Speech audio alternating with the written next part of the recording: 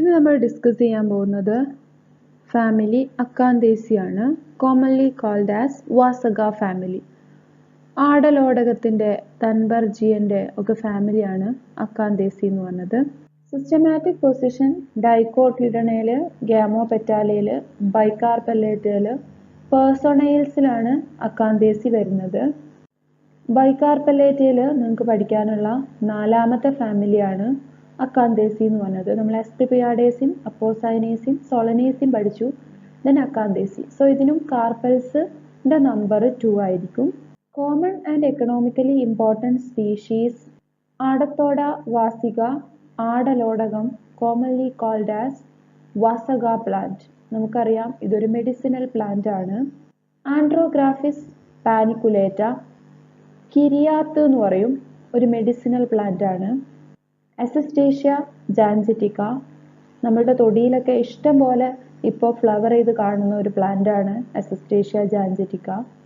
Strobilanthes kunthiana, നീലക്കുറിഞ്ഞി, 12 വർഷങ്ങൾക്ക് ശേഷം flower ചെയ്യുന്ന പ്ലാന്റ് ആണ്. തൻബർജിയ ഇറക്റ്റ, നമ്മൾ വർക്കൗട്ട് ചെയ്ത പ്ലാന്റ് ആണ്. It is a garden plant. Thunbergia grandiflora, an ornamental climber, ornamental plant ആയിട്ട് വളർത്താറുണ്ട്. ഒരു ക്ലൈംബർ ആണ്. ഈ ഫ്ലവർ നോക്കിയാൽ നിങ്ങൾക്ക് അറിയാൻ പറ്റും.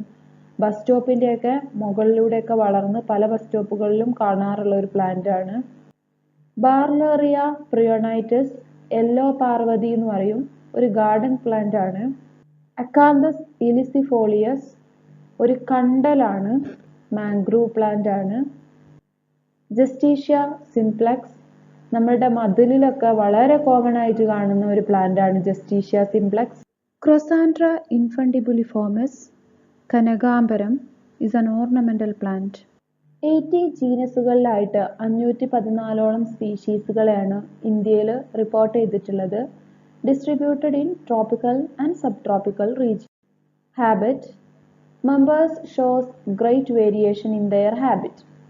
ഹെബ്സ് ഉണ്ട്, ഷ്രബ്സ് ഉണ്ട്, അതുപോലെ തന്നെ ക്ലൈംബേഴ്സും ഉണ്ട്. ഹെബ്സിന് എക്സാമ്പിൾ ആണ് ജസ്റ്റീഷ്യ സിംപ്ലക്സ്, മതിലൊക്കെ കാണുന്നു പറഞ്ഞിട്ടുള്ള ആ പ്ലാന്റ്.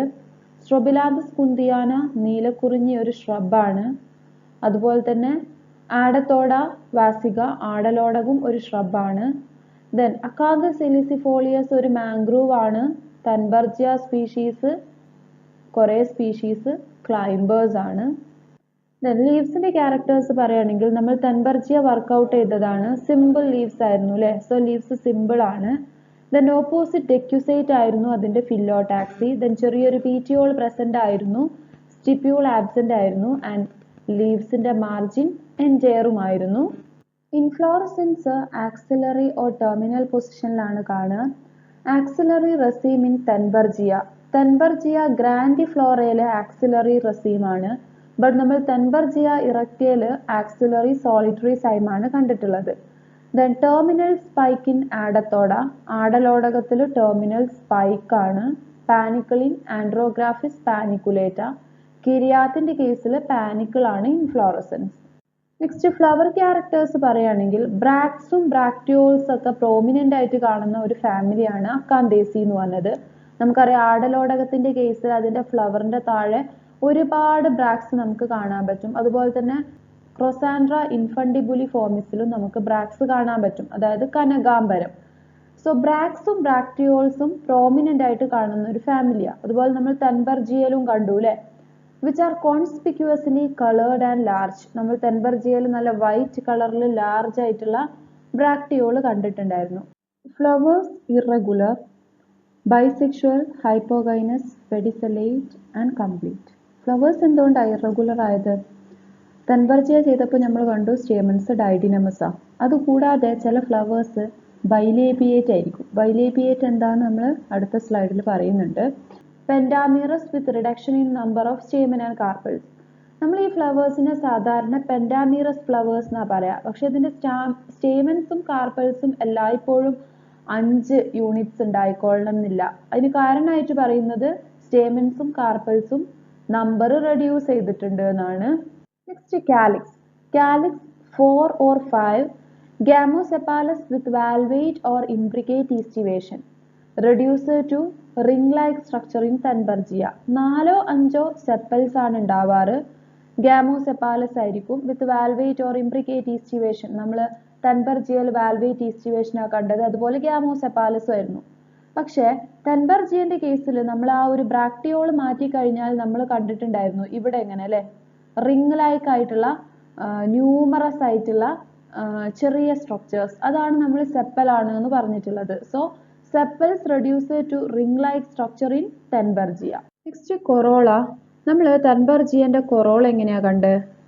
നമ്പർ ഓഫ് പെറ്റൽസ് 5 ആയിരുന്നു, ദെൻ ഗാമോ പെറ്റാലസ് ആയിരുന്നു, ഈസ്റ്റിവേഷൻ ഇംബ്രിക്കേറ്റ് ആയിരുന്നു. And corolla usually bilabiate. Acanthaceae ഫാമിലിന്റെ വേറൊരു ഫീച്ചറാണ് ബൈലേബിയേറ്റ് കൊറോള എന്ന് പറഞ്ഞിട്ടുള്ളത്. പക്ഷെ നമ്മൾ Thunbergiaയിൽ കണ്ടത് നോർമൽ കൊറോളയാണ്. സോ അക്കാന്തേസിയിലെ എല്ലാ മെമ്പേഴ്സിനും ബൈലേബിയേറ്റ് കൊറോളയല്ല, ചില മെമ്പേഴ്സിന് നോർമൽ കൊറോള ഉണ്ട്. സോ അങ്ങനെ നോർമൽ കൊറോള ഉള്ള ഒരു ഫ്ലവർ ആണ് Thunbergia erecta. അപ്പോൾ എന്താ ബൈലേബിയേറ്റ് കൊറോള എന്ന് പറഞ്ഞു കഴിഞ്ഞാൽ, കൊറോളക്ക് 2 ലിപ്സ് ഉണ്ടാവും, അപ്പർ ലിപ്പും ലോവർ ലിപ്പും. അപ്പർ ലിപ്പിൽ 2 പെറ്റൽസും ലോവർ ലിപ്പിൽ 3 പെറ്റൽസും ആയിരിക്കും അറേഞ്ച് ചെയ്തിരിക്കുക. ചുരുക്കി പറഞ്ഞാൽ മുകളിലും താഴെയായിട്ടായിരിക്കും പെറ്റൽസ് കാണുക. 2 എണ്ണം കൂടിയ അപ്പർ ലിപ്പും 3 എണ്ണം കൂടിയിട്ടുള്ള ഒരു ലോവർ ലിപ്പുമാണ് കാണാൻ പറ്റുക. സോ ഇത് അക്കാന്തേസിന്റെ ഒരു ക്യാരക്ടറിസ്റ്റിക് ഫീച്ചർ ആണ്. പക്ഷെ എല്ലാ മെമ്പേഴ്സിനും ബൈലേബിയേറ്റ് അല്ല. Androecium. Number of functional stamens vary from 2 to 5. 2 മുതൽ 5 വരെ സ്റ്റേമെൻസ് ആണ് അക്കാന്തേസി ഫാമിലിയിൽ കാണാറ്. 2 ഉള്ളത്, 3 ഉള്ളത്, 4 ഉള്ളത്, 5 ഉള്ളത്. Stamens epipetalous and inserted either at the base or throat of the corolla tube.